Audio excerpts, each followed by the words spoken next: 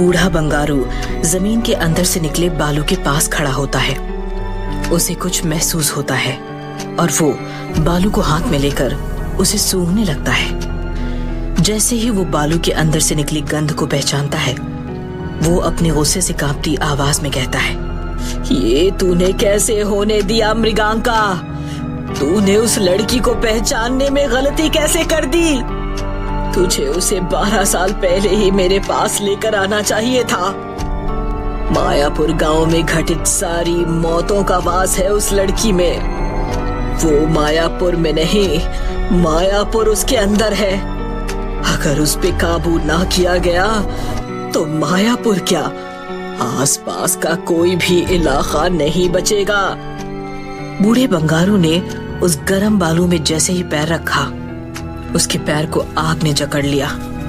वो तेज चिल्लाया और जमीन के उस हिस्से में पल भर में ही विलुप्त हो गया। यहाँ मृगांका ध्यान में है। उसके कपड़े पसीने से गीले हो गए हैं। वो आंख खोलना चाह रही है लेकिन खोल नहीं पा रही है। कमरे में तृष्णा के आसपास टंगे नींबू का रंग लाल हो चुका है। उसमें लगी मिर्च जल चुकी है। 12 साल की तृष्णा, जिसका चेहरा अभी तक एकदम शांत था, जिस पर मृगांका ने बड़ी मुश्किल से काबू किया था, वो फिर से रंग बदलने लगा था। भयावह दृश्य एक बार फिर सामने था। तृष्णा आंखें खोलती है, जो सफेद रंग की हो चुकी है, और जोरों से हंसने लगती है।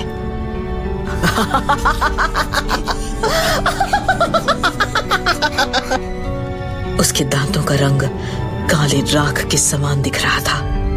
वो अपनी शैतानी आंखों से चारों ओर देखती है और फिर कमरे में रखे सामान को जादुई तरीके से फेंकने लगती है। बाहर मृगांका को कोई आहट महसूस होती है। मिर्च के जलने से उसे खांसी होने लगती है। वो तृष्णा के कमरे की तरफ भागती है, लेकिन तृष्णा के अंदर मौजूद शक्तियां दरवाजे को सट से बंद कर देती है।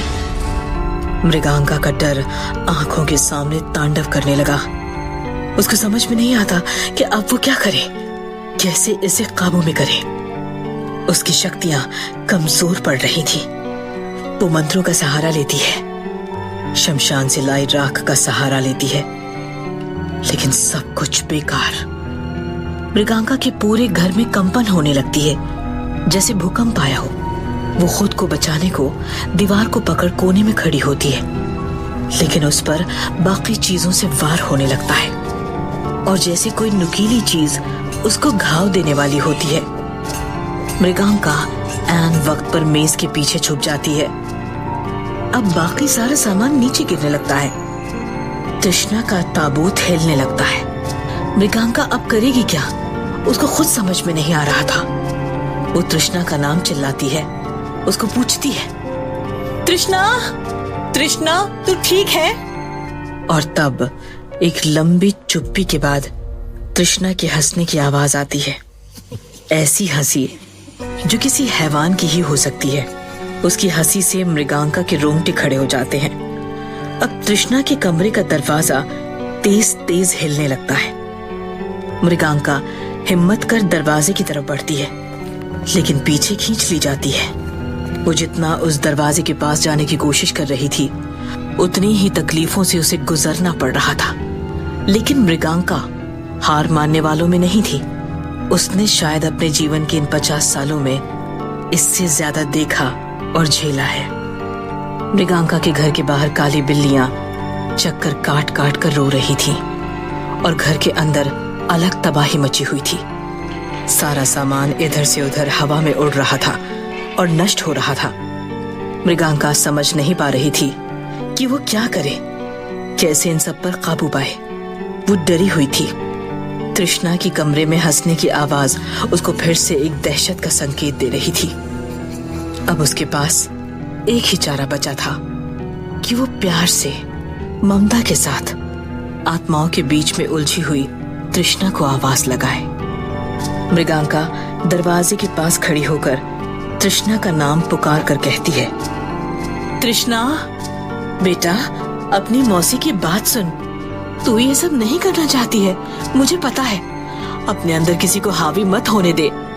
तृष्णा, तुझे तो फूलों से प्यार है ना? मैं तेरे लिए तेरी पसंद के सारे फूल लेकर आऊंगी। मुझ पर और अपने आप पर भरोसा कर।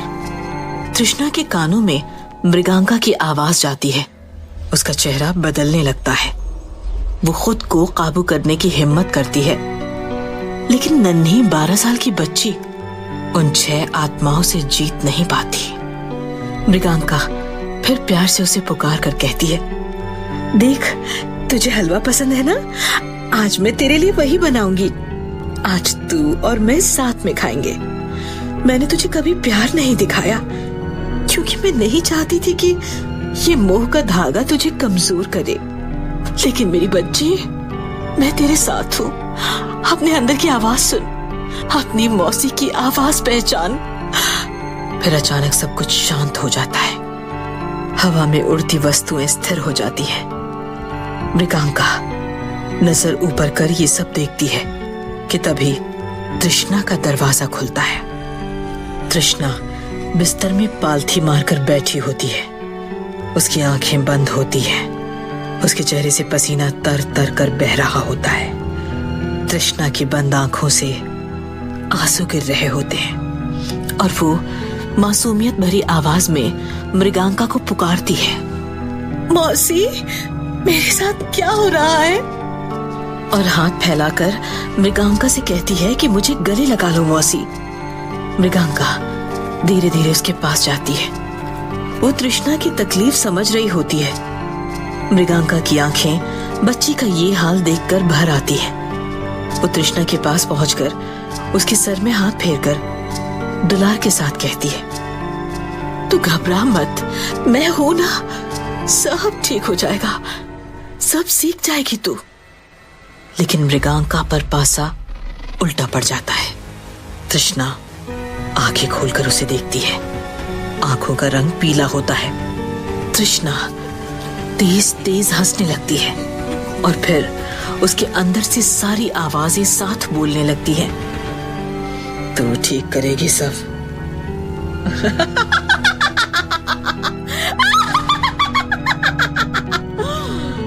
तू ठीक करेगी सब, तू सिखाएगी सब। ऐसा कहते ही वो मृगांका का गला पकड़कर उसको हवा में उठा देती है। मृगांका खुद को छुड़ाने की लाख कोशिश करती है, लेकिन तृष्णा के ऊपर उसकी एक नहीं चलती। मृगांका का धीरे धीरे दम घुटने लगता है। ऐसा लगता है मानो उसका शरीर सांसें छोड़ देगा। एक 12 साल की बच्ची जो आत्माओं के वश में है, कैसे मृगांका को एक हाथ से उठा सकती है? उसको यहाँ बचाने वाला भी कोई नहीं है। अब उसके अंदर इतनी भी ताकत नहीं होती कि वो खुद को बचाने का प्रयास कर पाए। और फिर मृगांका धीरे धीरे मौत की ओर बढ़ने लगती है। दूसरी तरफ डॉक्टर अम्मा की अच्छे से जांच करके बताता है कि उन्हें कोई सदमा लगा है। ऐसे अचानक आवाज का चले जाना उसी वजह से होता है। अम्मा का भय उसके चेहरे में साफ दिख रहा होता है, लेकिन अब वो कैसे बताए किसी को कि उसके साथ क्या हुआ? क्या उसकी बहू उसको भूत बनकर डरा रही है, या छोटे ठाकुर का हाथ जो तृष्णा ने उखाड़ फेंका था वो शापित हो अम्मा को मारना चाहता है? जो भी है, साफ दिख रहा है कि अम्मा की जान को यहाँ बहुत खतरा है। ठाकुर अम्मा के पास एक घंटी रख देता है ताकि अम्मा को जब भी कुछ जरूरत हो वो घंटी बजा सके। नमन और बड़े ठाकुर इस हादसे से बहुत घबरा जाते हैं। ठाकुर गुस्से में अपनी बंदूक लेकर घर से बाहर निकलता है और दीवान सिंह को गाड़ी लाने को कहता है। नमन समझ जाता है कि ठाकुर मृगांका और तृष्णा की जान लेने के लिए जा रहा है।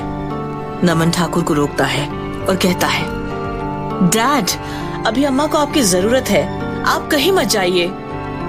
ठाकुर जो गुस्से में बौखलाया हुआ होता है, नमन से कहता है, वो लड़की और मृगांका अब एक पल के लिए भी जिंदा नहीं रह सकते। ये सब उस डायन का ही किया धरा है। ठाकुर गाड़ी की तरफ बढ़ रहा होता है और नमन उसे फिर रोककर बोलता है, तो ये काम आप मुझे करने दीजिए, मेरी बहन मरी है और अब अम्मा की ये हालत। मेरे अंदर भी आपका ही खून है, मैं उन दोनों को जोकर खत्म कर दूंगा। ठाकुर नमन की ये बात सुनकर रुक जाता है और नमन को कुछ देर देखते रहता है। तू ये कर पाएगा? हाँ डैड, चाचा तक मैं झेल गया, लेकिन अगर अम्मा को कुछ हुआ ना तो मैं न जाने क्या कर दूंगा। आप यहाँ अम्मा की देखभाल कीजिए, फिक्र मत कीजिए। ठाकुर का गुस्सा थोड़ा शांत होता है। वो दीवान सिंह को नमन के साथ मायापुर गांव जाने का आदेश देता है और कहता है, साएं की तरह नमन के साथ रहना, उस पर आंच नहीं आनी चाहिए। नमन और दीवान सिंह जीप में मायापुर की ओर निकल जाते हैं। जीप जैसे ही गेट के बाहर जाती है, हवेली की हवा कुछ बदल जाती है, क्योंकि जो भी था वो तो जीप में नमन के साथ जा रहा था। अब नमन की जान को खतरा था। छोटे ठाकुर का हाथ नमन की गाड़ी की सीट को पीछे से छूता है, जैसे कि वो उसके बाहर जाने के इंतजार में था। नमन जो घर से ये कहकर निकला था कि वो मृगांका और तृष्णा को खत्म कर देगा, ये सब होने के पीछे का सच जानना चाहता था। अब उसके अंदर अपनी मौत का डर खत्म हो चुका था। कहते हैं इंसान जब मौत से डरना बंद कर देता है तो मौत भी उसका कुछ बिगाड़ नहीं पाती। जीप जंगल की तरफ रुख लेती है। रात बढ़ती ही जा रही थी, रास्ता और डरावना होता जा रहा था। दीवान सिंह नमन को कहता है, छोटे ठाकुर आप बंदूक हाथ में लीजिए, जंगल का रास्ता आने वाला है। नमन गहरी सांस लेता है और बंदूक को हाथ में लेता है। एक 21 साल का लड़का जिसने बचपन में ही माँ को खो दिया और जवानी में बहन को, अब बेखौफ हो मौत की आंखों में आंखें डालकर उसका सामना करने निकल पड़ा है। माँ के मरने के बाद नमन को हॉस्टल भेज दिया गया था ताकि वो माँ की मौत के जख्म को भर पाए, लेकिन सपना की मौत ने उसके भरे घावों को फिर से हरा कर दिया था।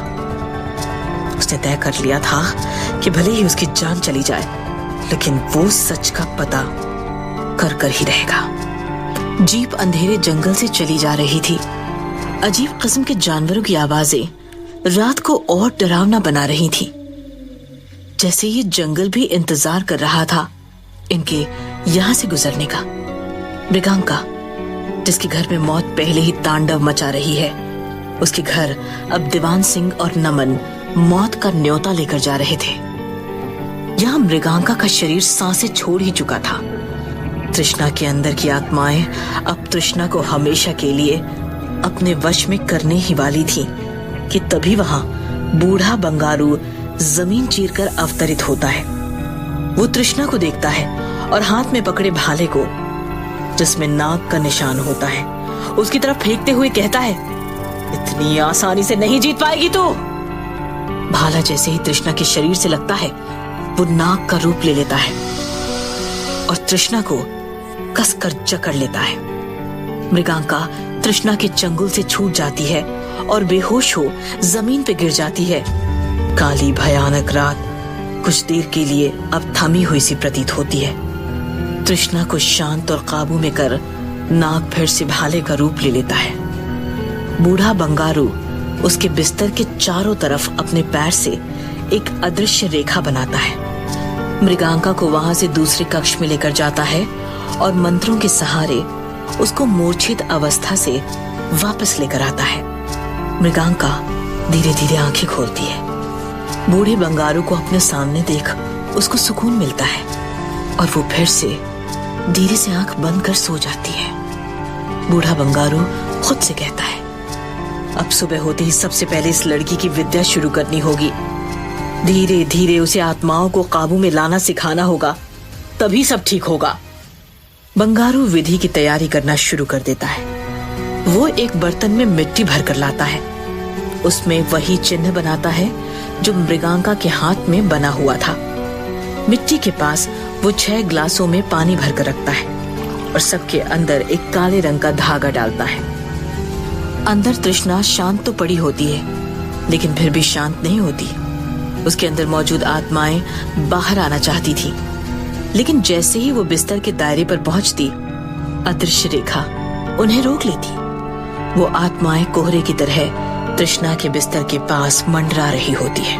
यहाँ नमन दीवान सिंह के साथ जीप में घने जंगलों के बीचों बीच पहुंच जाता है और तभी उनके सामने एक पेड़ आकर गिरता है। नमन और दीवान चारों तरफ देखते हैं। जंगल में एक अजीब सा सन्नाटा होता है। दोनों पेड़ की टहनी को मिलकर एक कोने में खिसकाते हैं कि तभी जीप की हेडलाइट खुद ब खुद जलने लगती है। ऐसा लगता है जैसे किसी ने गाड़ी की चाबी को घुमाया हो। नमन और दीवान एक दूसरे को देखते हैं, लेकिन डर को चेहरे पर झलकने भी नहीं देते। दोनों गाड़ी की तरफ जैसे ही बढ़ते हैं, गाड़ी स्पीड में उनकी तरफ आने लगती है। दोनों जान बचाकर अलग अलग कोने में छलांग लगा देते हैं। नमन गाड़ी को देख रहा होता है और सोच रहा होता है कि क्या सच में इन सबके पीछे वो 12 साल की लड़की तृष्णा है या कुछ और। गाड़ी आगे जाकर रुक जाती है। दीवान नमन को आवाज लगाकर पूछता है, छोटे ठाकुर, आप ठीक तो हैं? नमन की आवाज तो नहीं आती, पर तेज सिंह ठाकुर की आवाज जरूर जंगल में गूंजती है। हाँ दीवान, मैं बिल्कुल ठीक हूँ। अभी ये आवाज सुनकर न दीवान डर पे काबू रख पाता है, ना ही नमन। दोनों धीरे धीरे पैरों की आवाज भी ना किए गाड़ी के पास पहुंचते हैं। ये तो चाचा की आवाज थी ना? इस जंगल में चाचा की आवाज कहां से आ गई? तुमने भी सुनी ना दीवान सिंह? हाँ छोटे ठाकुर, मैंने भी सुनी, लेकिन ये हमारा वहम भी तो हो सकता है। दो लोगों को एक साथ ऐसा वहम, तो कहीं छोटे ठाकुर सच में जिंदा तो? ये कैसे हो सकता है? हम सबने उनकी लाश सामने देखी थी। चलो जल्दी गाड़ी शुरू करो, ये जगह खतरे से खाली नहीं है। दीवान और नमन गाड़ी में बैठते हैं। दीवान गाड़ी की चाबी घुमाता है, लेकिन गाड़ी स्टार्ट नहीं होती। तभी एक पत्तों से बनी डरावनी आकृति उनकी तरफ बढ़ने लगती है। नमन चिल्लाता है, जल्दी दीवान सिंह, जल्दी! गाड़ी नहीं चल रही है। कुछ भी करो दीवान, कुछ भी करो। और जैसे ही वो आकृति उन पर हमला करने वाली होती है, गाड़ी स्टार्ट हो जाती है। दीवान फर्राटे से वहां से गाड़ी भगाकर सड़क पे ले आता है। दोनों सड़क पे पहुंच गहरी सांस लेते हैं। क्या था वो? क्या था वो? कहते हैं ठाकुर, ऐसे घने जंगलों में कई राज और कई तरह की चीजें छुपी होती हैं, जिसकी आप और मैं कल्पना भी नहीं कर सकते। और तभी थोड़ी दूर सड़क पे पहुंचकर जीप के ऊपर किसी की लाश गिरती है। दीवान सिंह जीप पर से कंट्रोल खो देता है और वो खंबे में जाकर टकरा जाती है। जो लाश गिरी थी अब वो कहीं नहीं होती है। बस सुनसान सड़क में दीवान और नमन जीप के अंदर बेहोश होते हैं। मृगांका यहाँ बंगारू को बताती है कि उसे तृष्णा कहाँ मिली और कैसे मिली। बंगारू सब कुछ सुन मृगांका पर अपनी निराशा व्यक्त करता है। तुझे लाखों बार अभ्यास करने के बाद अपने घावों को भरने की शक्ति मिली। इस लड़की के पैदा होते ही सारे घाव भरने लगे।